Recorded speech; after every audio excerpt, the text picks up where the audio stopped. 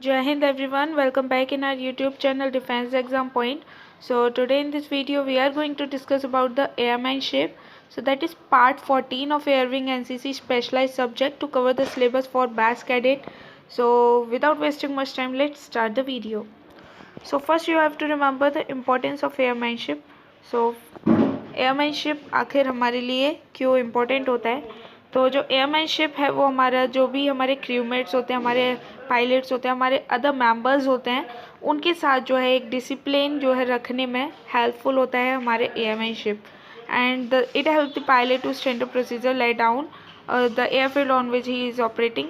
सो अगर यहाँ पर हमारा एयरमैनशिप इसके लिए भी हेल्पफुल होता है। लाइक अगर कोई पायलट है ना, जो एयरक्राफ्ट को फ्लाई कर रहा है और अगर कोई इमरजेंसी सिचुएशन आती है तो उसको उस टाइम पर कौन सा प्रोसीजर फॉलो करना है, ये भी हमारा एयरमैनशिप हमको सिखाता है। एंड एयरमैनशिप हमारा अगर कोई भी एयरक्राफ्ट एक्सीडेंट है या कोई भी उसकी सेफ्टी है उसको सिक्योर करता है, एयरक्राफ्ट एक्सीडेंट होने से प्रिवेंट करता है। यानी करेक्ट सेंस में हमारे फ्लाई का जो इन्फॉर्मेशन है, किस तरह से हमें एक सेफ फ्लाइट करना है, वो हमारा एयरमैनशिप सिखाता है। एंड इसके साथ साथ जो हमारी गुड एयरमैनशिप होती है वो एक पायलट को एक अपना बेस्ट देने के लिए बताती हैं, चाहे कितनी भी वर्स्ट सिचुएशन हो। तो these are the 4 importance of airmanship जो इसमें लिखा हुआ है, और आपको ये चारों ही एयरमैनशिप के जो पॉइंट्स हैं वो याद होने चाहिए। So let's going forward, there are many basic terminologies जिसकी हेल्प से हम अभी यहाँ पर जो हमारा एयरमैनशिप है या उसके बारे में जानेंगे। Okay, so first is aerodrome. Aerodrome क्या होता है? तो बेसिकली लाइक जैसे हम एयरपोर्ट बोलते हैं। ओके, तो उसमें क्या होता है, जितनी भी हमारी बिल्डिंग्स होते हैं, इंस्टॉलेशंस होते हैं, जितने भी इक्विपमेंट हमारे यूज़ हो रहे हैं, उन सब का जो कॉन्स्टिट्यूएंट हमारे हैं उनको मिलाकर जो हमारा बनता है एरिया, उसको हम बोलते हैं aerodrome. Okay, aerodrome reference point, यानी जो भी हमारा एरोड्रोम है उस पर हमारी जो रनवे है वहाँ पर क्या बना होता है, स्टार्टिंग में लाइन बना होता है जो लोकेशन बताता है कि यहाँ से जो हमारा जो एरोड्रोम है वो स्टार्ट हो रहा है।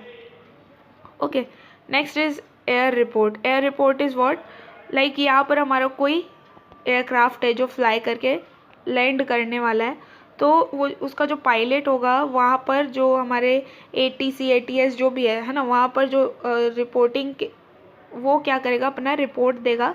लाइक वो बताएगा कि अपना जो एरोप्लेन है कौन सा है ना, वो कहाँ से आया है, कहाँ अभी लैंड कर रहा है, या ये सब अपने बारे में, और इन सब को वो जो है रिपोर्ट देगा और वहाँ से उसको मिलेगा परमिशन और फिर वो उसको लैंड करेगा, है ना। तो ये यहाँ पर हमारा कुछ इस टाइप का जो एयर रिपोर्ट का फंक्शन है वो चलता है।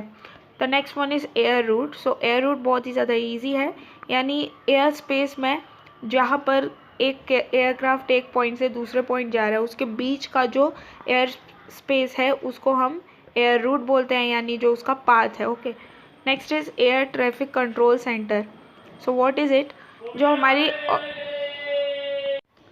Okay, so air traffic control centre organisation है, या हम बोल सकते हैं जो हमारा एयर ट्रैफिक कंट्रोल है वो हमारा हेल्प करता है किसी भी पर्टिकुलर एरिया को जहाँ पर भी वो एस्टेब्लिश्ड है, उस एरिया को कंट्रोल करने में, कि वहाँ पर जितने भी एयरक्राफ्ट है या जो भी एयर रिलेटेड फ्लाइज हैं वो क्या हो, यहाँ पर सेफली हो और सक्सेसफुली हो, है ना।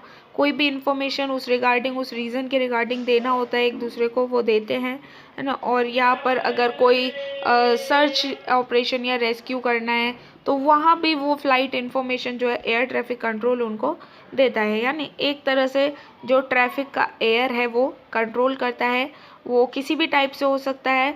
ओके, तो ये जो पॉइंट है ये भी आपको ध्यान में रखने हैं। नेक्स्ट इज ATCS, यानी एयर ट्रैफिक कंट्रोल सर्विसेज, जो हमने अभी ऊपर पढ़ा उसी से रिलेटेड है, यानी हेल्प करता है किसी भी एयरक्राफ्ट को या किसी भी फ्लाइंग बॉडी को जो भी है ना, उसको हेल्प करने में कि वो बिना किसी ऑब्स्ट्रक्शंस के, अगर उसके सामने कोई बिल्डिंग या कुछ भी है ना, कोई भी ऑब्स्टिकल वगैरह आ रहा है तो उन सब के बारे में बताना, और अगर कोई फ्लाइट जो है वह उस पाथ में है तो उसके बारे में बताना, है ना। तो किसी भी एयरक्राफ्ट में कोलिजन ना हो या okay, so the next one is heading. Heading यानी हमारा जो एयरक्राफ्ट फ्लाई कर रहा है तो उसका जो डायरेक्शन है वो हमेशा हम डिग्री में लेते हैं with the help of north direction. North direction जो उसका हेड है वो कितना टिल्टेड है उसको हम जो है हेडिंग बोलते हैं। And next is height. Height यानी हम किसी भी डेटम से किसी भी वर्टिकली में डायरेक्शन में डिस्टेंस क्या करें, मेज़र करें, है ना। डेटम यानी सी लेवल से हमें नहीं करना है, मीन सी लेवल से कुछ भी हो सकता है, उससे ऊपर लैंड हो सकता है, उससे ऊपर लाइक जैसे हम ग्राउंड लेवल हमें नहीं लेना है। Okay, next one is load classification LCN। तो यहाँ पर हमारा जो है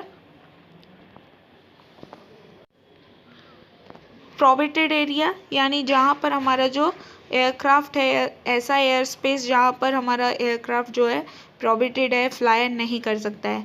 रेस्ट्रिक्टेड एरिया किसी स्पेशल कंडीशन, स्पेसिफाइड कंडीशन की वजह से वहाँ पर जाना अलाउड नहीं है, तो उसको हमारे एयरक्राफ्ट को वहाँ के लिए उस एरिया को रेस्ट्रिक्टेड एरिया कहा जाएगा।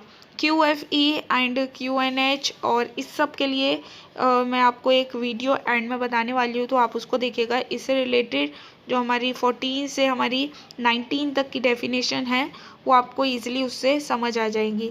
बट उससे पहले एक विजिबिलिटी वाला, यानी अगर कोई एयरक्राफ्ट है स्पेस में, ओके, एयर स्पेस में, और वहाँ पर जो है हमारा एटमॉस्फेरिक कंडीशन की वजह से कितने डिस्टेंस तक जो है विजिबल है, ओके, नाइट में या मॉर्निंग में, सभी इंक्लूडेड, वो हमारा विजिबिलिटी होता है। इससे रिलेटेड अभी हम VFR और IFR भी आगे पढ़ने वाले हैं।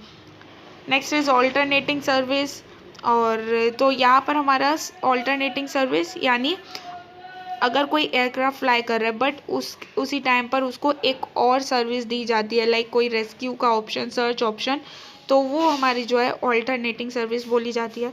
ऑल्टरनेट एरोड्रोम यानी अगर हमारा एक एरोड्रोम है जहाँ पर एक एयरक्राफ्ट लैंड करने वाला था बट विद एनी रीज़न हमने क्या किया, उसको एक दूसरे अल्टरनेट एरोड्रोम पर लैंड करने को बोला, तो वो हमारा ऑल्टरनेट एरोड्रोम बोला जाएगा।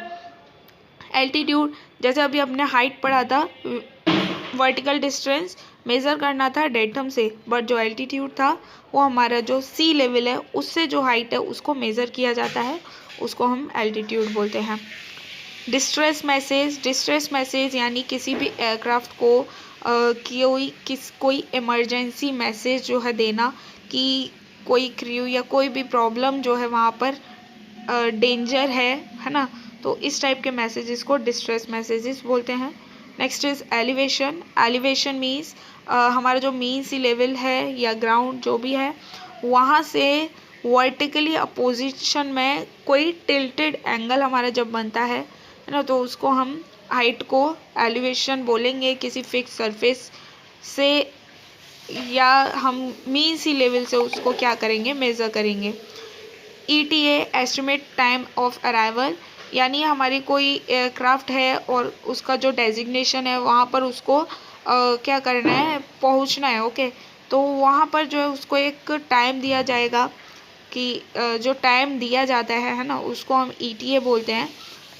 तो इसके बाद जो एयरफील्ड लेआउट है उसके बारे में हम नेक्स्ट वीडियो, इसके पार्ट नेक्स्ट 2 में पढ़ेंगे, बिकॉज ये टॉपिक फिर बहुत ही ज़्यादा बड़ा हो जाएगा और